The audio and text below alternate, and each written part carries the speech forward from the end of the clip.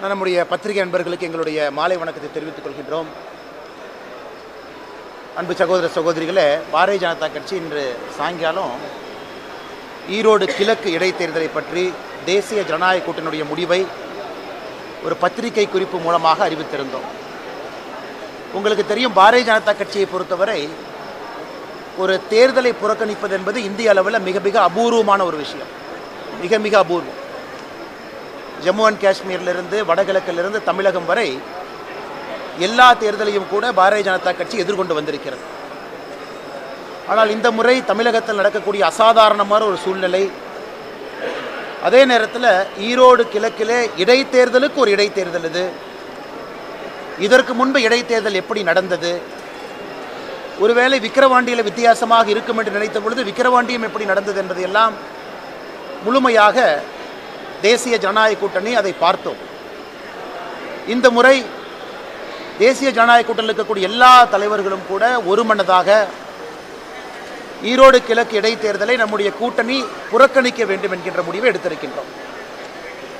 பாரதிய ஜனதா கட்சியை பொறுத்தவரை தனிப்பட்ட முறையில் இது தேசிய தலைவர் திரு நட்டா அவர்கள் முழுமையாக பாரதிய ஜனதா கட்சியினுடைய கோரிக்கையை ஆராய்ந்து, தேசிய ஜனநாயக கூட்டணியுடைய கோரிக்கையெல்லாம் ஆராய்ந்து அதற்கு அனுமதி அளித்தார்கள்.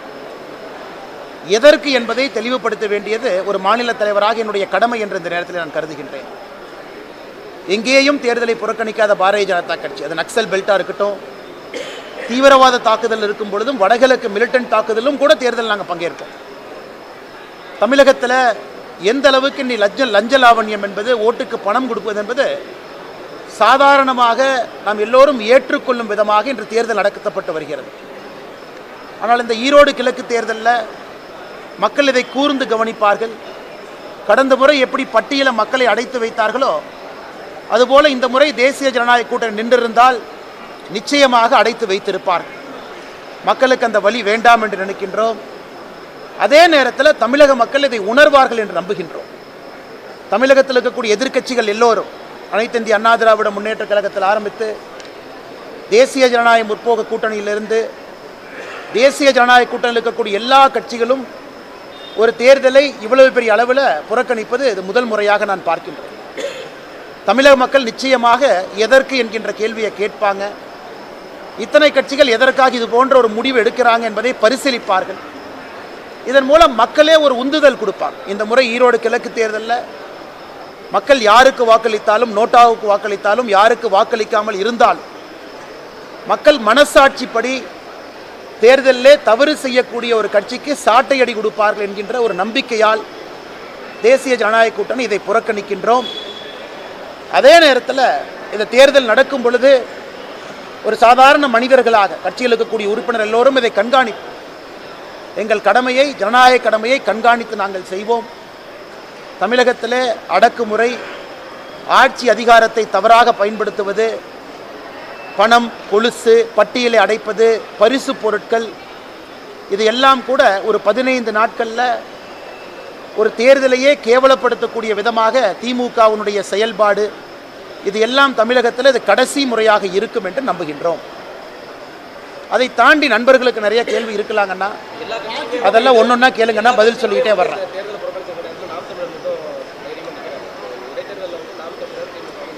தேர்தலில் நிற்பது தைரியம் என்கின்ற வார்த்தை இல்லைங்க. அதுதான் நான் சொன்னேன். பாரதிய ஜனதா கட்சி ஜம்மு அண்ட் காஷ்மீர்லேருந்து, ஜார்க்கண்ட்லேருந்து, வடகிழக்கிலிருந்து தன்னந்தனியாக எல்லா இடத்துலையும் நிற்கிறோம். தேர்தலில் எங்களுடைய தொண்டர்கள் நக்சலைட்டுகளால், மிலிட்டண்டால் கொல்லப்பட்டிருக்கிறார். அப்படி இருந்து தமிழக பாரதிய ஜனதா கட்சியினுடைய கோரிக்கையை தேசிய தலைமை ஏற்று, தமிழகத்தினுடைய தேசிய ஜனநாயக கூட்டணியை ஏற்று நம்முடைய தலைவர்கள் அங்கிருந்து அனுமதி கொடுக்குறாங்கன்னா அவர்களுக்கும் தெரியும் தமிழக மக்கள் இதை உணர்ந்து இந்த முறை தேர்தலில் ஒரு மாற்றத்தை கொண்டு வருவார்கள் என்று. அதனால் இந்த தேர்தலில் ஒரு ரொட்டீன் ப்ராசஸாக நாமளும் நிற்கணும் அப்படின்னு நாங்கள் நிற்க விரும்பலை. இன்னொன்று, தேர்தல் ஒரு கட்சி நின்றால்தான் ஜனநாயகம் முழுமை பெறும் என்பதையும் நாங்கள் நம்பலை. அதனால் இது எந்த விதத்தில் தேர்தல் ஆணையம் தேர்தல் நடத்துவாங்கன்னு தெரியும். மாநிலத்தினுடைய அதிகாரிகள் முழுமையாக தேர்தல் ப்ராசஸில் இன்வால்வ் ஆகிறாங்க. மாவட்டத்தினுடைய ஆட்சியரும் மாவட்டத்தினுடைய காவல்துறை அதிகாரியும் தான் அதை நடத்துகிறாங்க. வெளியிருந்து ஒரு பேராமிலிட்டரி ஃபோர்ஸோ, ஒரு சிஆர்பிஎஃப்ஓ, சிஐஎஸ்எஃப்ஓ வெளி மாநிலத்தில் இருக்கக்கூடிய ஒரு அதிகாரிகள் வந்து கண்காணிக்கக்கூடிய தேர்தலாக இடைத்தேர்தல் இருப்பது இல்லை. அதனால் நான் ஏற்கனவே சொன்னது போல தமிழகத்தில் முதலும் கடைசியுமாக அதிகாரத்தை துஷ்பிரயோகம் செய்யக்கூடிய தேர்தலாக இது இருக்கும் என்று நம்புகின்றோம். இது சாதாரண மக்கள் நீங்கள் சொல்கிறது போல பேசும் பொருள். எதுக்கு இத்தனை கட்சி புறக்கணிக்கிறாங்க, என்ன நோக்கம் என்பது ஒரு பேசும் பொருளாக மாறட்டும். 2026 தேர்தல் நேர்மையான முறையிலே நடக்கட்டும் என்பது எங்களுடைய ஆசை. திமுகவோட வெற்றிக்கு சொல்கிறேங்கண்ணா, எங்களுடைய தொண்டர்களை பொறுத்தவரை, தேசிய ஜனநாயக கூட்டணிய தொண்டர்களை பொறுத்தவரை அவங்க தேர்தலில் யாரெல்லாம் துஷ்பிரயோகம் பண்ணுறாங்களோ பார்க்குறாங்க. அவங்களுக்கு நிறைய வாய்ப்புகள் இருக்குது. யாரையும் வாக்களிக்காதீர்கள் என்று நாங்கள் கட்டாயப்படுத்த போவது கிடையாது. நிறைய ஆப்ஷன் அவங்களுக்கு இருக்குது. அவர்கள் மனசாட்சிப்படி அந்த முடிவெடுப்பாங்க. தேசிய அமைப்பையும் வந்து முதல்வர் வந்து நிராகரிக்கிறாரு. இந்த ஆணவம் வந்து நல்லதல்ல அப்படின்னு சொல்லி ராஜபவன்லேருந்து ஆளுநர் இன்னைக்கு ஆளுநர் அவர்கள் கடுமையான வார்த்தையை பயன்படுத்தி இருக்கிறாங்க. அதாவது ஒரு அகங்காரம், இது நல்லதல்ல அப்படிங்கிற வார்த்தை வந்து ஆளுநர் என்னை பொறுத்தவரை கடுமையான வார்த்தை. ஆனால் ஆளுநர் அந்த வார்த்தையை பயன்படுத்த வேண்டிய கட்டாயத்திற்கு எதற்காக தள்ளப்பட்டார் என்பதை நாம் அனைவரும் உணர வேண்டும். ஒரு முன்னாள் அமைச்சர் என்ன சொல்றாருன்னா, முதலமைச்சர் மட்டும் கண்ணை காட்டியிருந்தா ஆளுநருடைய சட்டையும் பேண்ட்டையும் கழட்டி ட்ரவுசரோடு நடக்க விட்டிருப்போம். இது திமுகவினுடைய ஒரு முன்னாள் அமைச்சர் உதித்திருக்கக்கூடிய பழமொழி. ஆளுநருக்கு எதிராக சென்னை முழுவதும் ஆளுநருக்கு எதிராக சுவரொட்டிகள், இதெல்லாம் திமுக ஆளுங்கட்சி பண்றாங்க. இதற்கு முதலமைச்சர் நடவடிக்கை எடுக்கவில்லை என்றால் முதலமைச்சர் ஊக்குவிக்கிறார் அர்த்தம். நியாயப்படி அந்த முன்னாள் அமைச்சர் இது போன்ற ஒரு வார்த்தையை பயன்படுத்தியதற்காக கட்சியிலிருந்து குறைந்தபட்சம் அடிப்படை உறுப்பினரிலிருந்து நீக்கி இருக்க வேண்டும். முதலமைச்சர் ஊக்குவிக்கிறார் தான் அர்த்தம். அதைத்தான் ஆளுநர் அவர்கள் குழந்தைத்தனம் என்று சொல்லுகின்றார். தமிழகத்தில் 1949 ஆரம்பிக்கப்பட்ட திமுக அவங்க சொல்றாங்க. ஆனால் அவர்களுடைய நடவடிக்கை என்பது ஒரு குழந்தைத்தனமாகத்தான் இருக்கு. அதனால் ஆளுநர் அவர்கள் சொல்லியிருப்பது சரியே, அதில் எந்த தவறும் இல்லை. ஆளுநர் இது போன்ற ஒரு கடுமையான வார்த்தையை பயன்படுத்துவதற்கு திமுகவே அந்த களத்தை கொடுத்துட்டாங்க. அதனால தான் ஆளுநரை பொறுத்தவரை சரியாகத்தான் பேசியிருக்கிறாங்க. இனியாவது திராவிட முன்னேற்ற கழகம் தன்னுடைய போக்கை மாற்றிக்கொள்ள வேண்டும். மிச்சத்தை விடுங்கண்ணா, ஆளுநரை குற்றம் சொல்றீங்களா, குற்றம் சொல்லுங்க, தவறு கிடையாது. ஆனால் நீங்கள் பயன்படுத்தி இருக்கக்கூடிய வார்த்தைகள் இந்த முறை எல்லையெல்லாம் தாண்டி ஆபாசத்தை நோக்கி, அருவருப்பை நோக்கி சென்று கொண்டிருக்கிறது.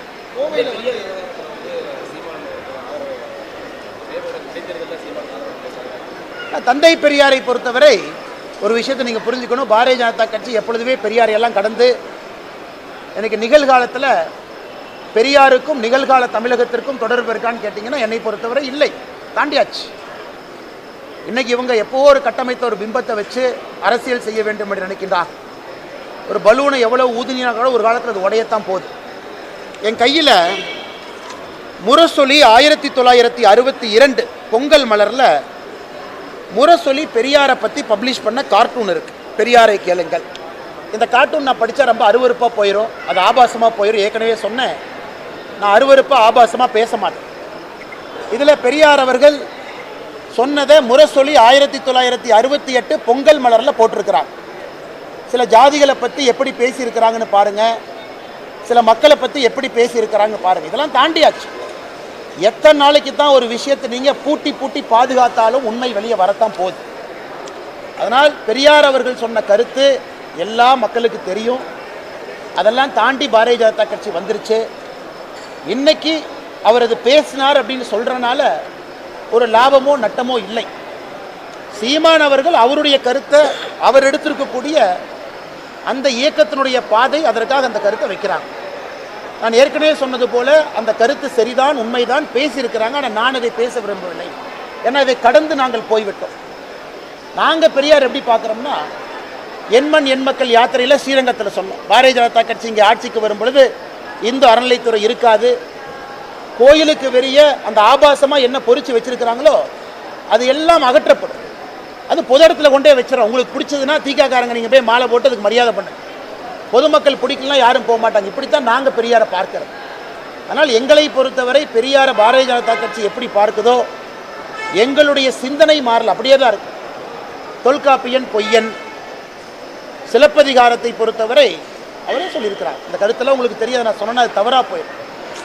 விபச்சாரத்தில் ஆரம்பித்து பத்தினியால் வளர்க்கப்பட்டு மூட நம்பிக்கையால் முடிந்திருக்குங்கண்ணா. திருவள்ளுவர் எப்படி சொல்லியிருக்காங்கன்னா, ஒரு ஆரிய கைக்கூலி, அதாவது ஒரு ஆரிய கைக்கூலியாக பகுத்தறிவை விட்டுவிட்டு தமிழுக்கு பெரிய துரோகம் செஞ்சுருக்காங்க. இந்த மாதிரி பேச ஆரம்பித்தா ஒரு நாள் பேசலாங்க. அதனால் அதற்குள்ளே நான் போக விரும்பலை, அது தேவையும் இல்லை என்று நினைக்கின்றேன். அதை தாண்டி இன்றைக்கி தமிழகத்திற்கு எத்தனையோ நல்ல விஷயம் வேணும், அதை பற்றி ஆரோக்கியமான விவாதத்தை தமிழ் சமுதாயம் செய்ய வேண்டும் என்பது என்னுடைய கருத்து. பாஜக போட்டியிட சிறு குறு தொழில் அமைப்பினர் 35,000 பேர் இருக்காங்க, 4 லட்சம் தொழிலாளர் இருக்காங்க. இப்போ அவங்களுக்கு தொழில் வரி வந்து மாநகராட்சி மூலமாக போட்டிருக்காங்க. கடந்த வரும் 21ஆம் தேதி வந்து மாநகராட்சி முற்றுகை போராட்டம் நடத்துகிறாங்க. தொழில் வரியை வந்து கிட்டத்தட்ட 1 லட்சம் ரூபாய் போட்டால் ஸ்மால் ஸ்கேல் இண்டஸ்ட்ரியே இல்லாத சூழ்நிலை ஏற்படும். நம்ம ஏற்கனவே ஆர்ப்பாட்டம் பண்ணுங்க. ஆனால் பாரதிய ஜனதா கட்சி இதை முதல்ல கையில் எடுத்து அவர்களுக்கு ஆதரவாக கோயம்புத்தூரில் ஆர்ப்பாட்டத்தை நாங்கள் நடத்தியிருக்கோம். திருப்பூரில் நீங்கள் பார்த்துருக்கீங்க, ஆர்ப்பாட்டத்தை நடத்தியிருக்கோம். அதனால் அவருடைய போராட்டத்திற்கு முழு ஆதரவை பாரதிய ஜனதா கட்சி நாங்கள் அளிக்கின்றோம். சொல்லுங்கள். பெரியாரை பற்றி பேசுபவர்களுடைய பிறப்பை நான் சந்தேகப்படுறேன் சொல்லி அமைச்சர் துரைமுருகன் பேசியிருக்காங்க. நான் என் பிறப்பில் ஒரு அப்பா அம்மாவுக்கு தான் நான் பிறந்தேன். நான் பெரியாரை பற்றி பேசுகிறேன். எங்கள் ஒரே அப்பா அம்மாவுக்கு தான் பிறந்தேன்.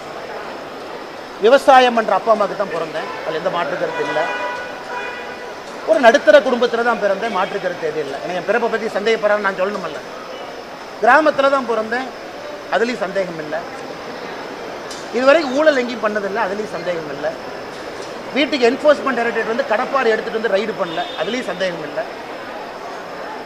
நீங்கள் ரைடு அடிக்கும்போது பையன் போய் துபாயில் உட்காந்துருக்கிற அளவுக்கு ஒரு பையனை நான் பெற்றலை, அதுலேயும் எனக்கு சந்தேகம் இல்லை. அதெல்லாம் தாண்டி பக்கம் 21க்கு நான் பிறக்கல. அதனால் அண்ணன் துரைமுருகன் அவர்கள் பெரியாரை பற்றி பேசுகிறவங்களுடைய பிறப்பை சந்தேகிக்கிறாங்கன்னா, நான் சொல்லியிருக்கக்கூடிய காணொலியை போட்டு பார்த்துக்கிட்டோம். எங்கள் பிறப்பு நல்ல பிறப்பு தான். ஆனால் பெரியார் அவர்கள் சில மனிதர்களை பற்றி சொல்லியிருக்கிறாங்க. அதே நான் உங்கள் முரசொலி 1962 நீங்கள் பப்ளிஷ் பண்ணி ஏற்கனவே காட்டேன்.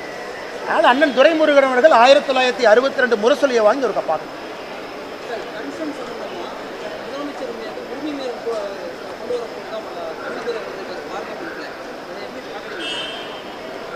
ஆனால் ஒரு விஷயத்தை புரிந்து கொள்ள வேண்டும். 2023 ஆகஸ்ட் 17ஆம் தேதி அதுவரை மாநில அரசு கையில் கிரிட்டிக்கல் அண்ட் ஸ்ட்ராட்டஜிக் மினரல்ஸ், அதாவது அவசியமான கனிம வளம், அது வந்து மாநில அரசினுடைய கையில் இருந்துச்சு. அது மத்திய அரசு சட்ட பாராளுமன்றத்தில் ஒரு தீர்மானத்தை கொண்டு வந்து அது மத்திய அரசினுடைய பவருக்கு அது மாறுச்சு. இன்னைக்கு பிரச்சனை வந்து தம்பிதுரை அவர்கள் அந்த தீர்மானத்துக்கு சப்போர்ட் பண்ணாங்களா அப்படிங்கிறது தான் பிரச்சனை. நாம் நன்றாக புரிந்து கொள்ள வேண்டும். இந்த டங்ஸ்டன் ஏலம் விட்டால் கூட மத்திய அரசுக்கு ₹1 பணம் கிடைக்காது. வரக்கூடிய எல்லா பணமும் மாநில அரசுக்கும் லோக்கல் பஞ்சாயத்துக்கும் தான் போகும்.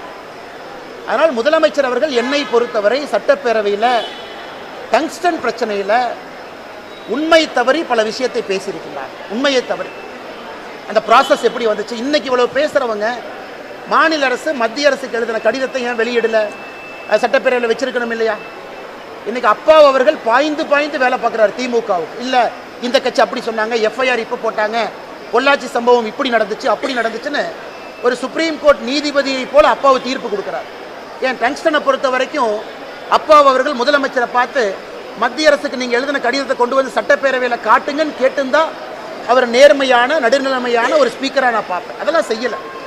அதனால் அதுபோல் உரிமை வீரல் யாராவது கொண்டு வந்தால் நாங்கள் அதை வரவேற்கின்றோம், அதை தவறாக பார்க்கவில்லை. அதே போல் ஏடிஎம்கேவும் பிஜேபி கூட்டணி உறுதியாகிவிட்டது, திமுகவினர் விசாலாக இருக்கணும்னு சொல்லிட்டு துணை முதல்வர்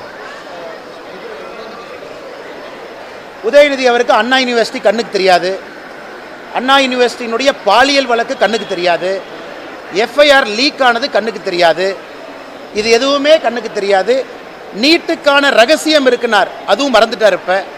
அதனால் உதயநிதி அவர்களை பொறுத்தவரை ஒரு நாளும் உதயநிதி ஸ்டாலினுடைய நடவடிக்கையை பார்க்கும் பொழுது தமிழக மக்கள், எங்களை பொறுத்தவரை நாங்கள் சந்தோஷப்படுறோம். தமிழக மக்களை பொறுத்தவரை ஒரு டைனாஸ்டிக் பாலிடிக்ஸில் தகுதி இல்லாத ஒரு நபர் ஒரு குடும்பத்தில் பிறந்தார் என்கின்ற ஒரே ஒரு காரணத்திற்காக பொறுப்பில் வந்து உட்கார்ந்தா ஒரு திராவிடியன் மாடல் எப்படி டிசாஸ்டர் மாடலாக மாறும் என்பதற்கு உதயநிதி ஸ்டாலின் அவர்கள் ஆகச்சிறந்த ஒரு உதாரணம்.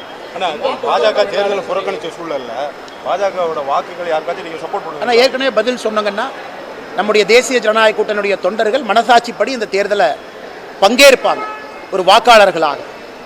ஜனநாயக முறையை நாங்கள் ஒரு கட்சியாக ரொம்ப ஆராய்ந்து, அதுவும் பாரதிய ஜனதா கட்சியை போல ஒரு தேசிய கட்சியினுடைய தலைவர் நட்டா அவர்கள் முடிவெடுத்து தொலைபேசியில் அழைத்து இந்த முடிவு தான் சரி என்று சொல்கின்றார்கள் என்றால் எவ்வளவு ஆராய்ஞ்சிருப்பாங்க. ஜம்மு அண்ட் காஷ்மீர் நம்ம தேர்தலை புறக்கணிக்கல, ஜார்க்கண்டில் பீக் நக்சலிசம் தேர்தலை புறக்கணிக்கல, நார்த் ஈஸ்டில் புறக்கணிக்கல.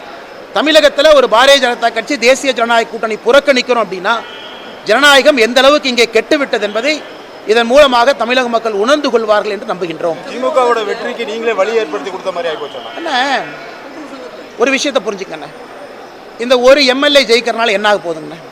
ஒன்றாக போகிறது. இந்த ஒரு எம்எல்ஏ ஜெயிச்சு மாடல் கோட் ஆஃப் கண்டக்ட் ஜனவரியில் வந்துடும். இவர் 8 மாதமாக எம்எல்ஏவாக இருக்கிறனால என்ன ஆக போகுது? ஒன்றாக போகுது. இதுக்கு முன்னாடி 2021 காங்கிரஸ் ஜெயிச்சனால ஈரோடு கிழக்கு மாறிச்சா? மாறல.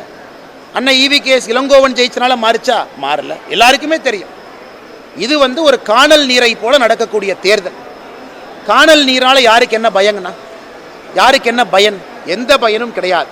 அதனால் இந்த தேர்தலை பொறுத்தவரை அதைத்தான் நான் சொன்னேன், இது இடைத்தேர்தலுக்கான ஒரு இடைத்தேர்தல். அப்படித்தான் நாங்கள் பார்க்குறோம். எதிரொலிக்காதுங்க. என்னென்ன எதிரொலிக்க போகுது? இதுவரை எல்லா இடைத்தேர்தலும் ஆளுங்கட்சி தமிழ்நாட்டில் ஜெயிச்சுட்டு வர்றாங்க. அதே கட்சி ஆராய்ந்து பாருங்க, அடுத்து நடக்கக்கூடிய பொது தேர்தலில் இடைத்தேர்தலில் ஜெயிச்ச சீட்டை கோட்டை விட்டுருக்காங்க. 1 லட்சம் மார்ஜினில் ஜெயிச்ச சீட்டை கோட்டை விட்டுருக்காங்க. அதனால் இதனால் யாரும் எதுவும் மாறப்போகிறது கிடையாது. அரசு இயந்திரத்தை தவறாக பயன்படுத்தி ஜனநாயகத்திற்கு மறுபடியும் ஒரு கரும்புள்ளியத்தான் ஈரோடு கிழக்கு இடைத்தேர்தல் சேர்க்க போகுது.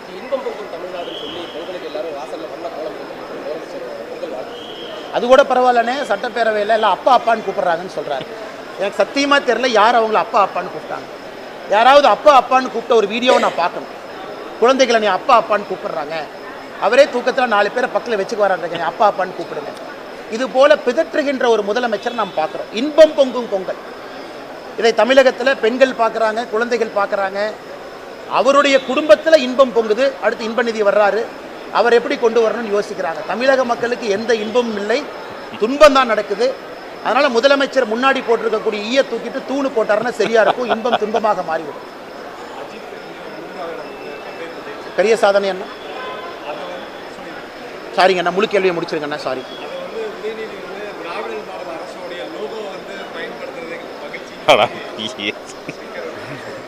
நாளைக்கு அஜித் F1 ரேஸில் துபாயில் டாய்லெட்டை பயன்படுத்தினா உதயநிதி ஸ்டாலின் என்ன சொல்லுவார்னா, திராவிட மாடல் ஆட்சியால் தான் துபாயில் டாய்லெட்டை பயன்படுத்துகிறாங்க, ஏன்னா வேறு வழியில் நான் சொல்ல வேண்டிய கட்டாயம். அந்த மனுஷன் எந்த காட்ஃபாதர் இல்லாமல் சினிமாவில் நடித்து ஒரு மிகப்பெரிய நடிகராக வந்திருக்கார். No Godfather. உதயநிதி ஸ்டாலின் மாதிரி முட்டு கொடுக்குறக்கு ஒரு சந்தானமும் பின்னாடி ப்ரொடியூஸ் பண்ணுறக்கு ஒரு ஸ்டாலின் ஐயா இருந்தாங்களா? இல்லை. தனி மனிதனாக சந்தானத்துடைய காமெடியை வச்சு பாதி படத்தை ஓட்டினார். தனி மனிதனாக அவரே பிரேக் எடுக்கிறார். எவ்வளோ தைரியம் பாருங்கள். ஒரு உச்சத்தில் இருக்கக்கூடிய நடிகர் பிரேக் எடுத்து அவருடைய பேஷனை ஃபாலோ பண்ணுறார். அதிலே 3வது இடத்துல அவருடைய டீமை கொண்டு வந்திருக்கார். இதற்கு திராவிட மாடல்னு சொன்னாங்கன்னா, இங்கே மைக் இருக்குது, நான் காரி துப்ப முடியாதுங்கன்னா வெளியே போனதுக்கப்புறம் காரி துப்பிக்கிறேன்.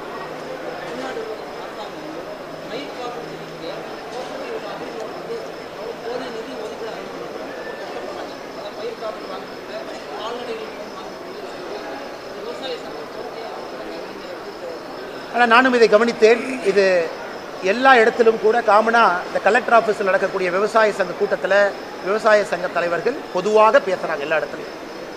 இன்றைக்கு விவசாயத்திற்கு ஒரு அரித்த மரியாதை கொடுக்கவில்லை என்றால் அது திமுகவினுடைய அரசு. அதிலும் குறிப்பாக பயிர் காப்பீடு திட்டத்திற்கு எந்த விதமான என்கரேஜ்மெண்ட்டும் கிடையாது. மோடி ஐயா கொண்டு வந்தாலும் கூட ஆக்கப்பூர்வமாக அதை செயல்படுத்துவது கிடையாது.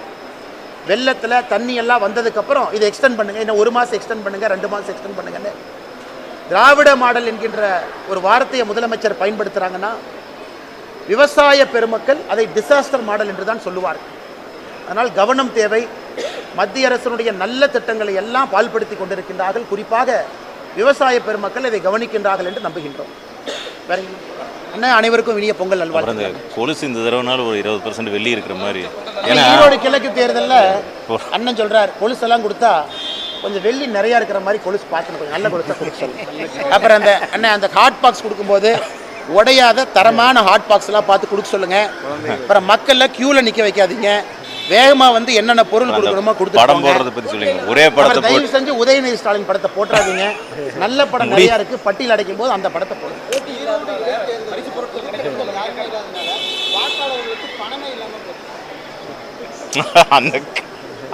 அண்ணன் மூத்த பத்திரிகையாளர், அண்ணன் சரியாக கணிச்சு சொல்கிறாரு. ஸோ டிஎம்கேவை பொறுத்த வரைக்கும் பணப்பையை குறைச்சிக்கிட்டே வர போகிறாங்க. அண்ணா இதில் ஒரு மாற்றம் வரட்டுங்கண்ணா. நான் காமெடியாக பேசினாலும் மாற்றம் வரட்டுங்கண்ணா. நன்றிங்கண்ணா.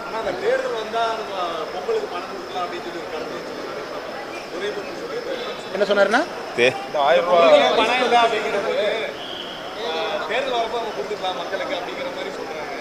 ஆனால் அரசியலில் சில தலைவர்களுக்கு ஒரு வயசு வந்ததுக்கப்புறம் ரிட்டையர்மெண்ட் வேண்டும் என்பதற்கு ஒரு கிளாசிக் உதாரணம் அண்ணன் துரைமுருகன் அவர்கள்.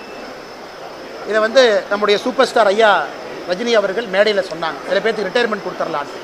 இன்னைக்கு துரைமுருகன் அண்ணன் பேசும்பொழுது ரிட்டையர்மெண்ட் ஏஜை நெருங்கி விட்டதாக நான் பார்க்கின்றேன்.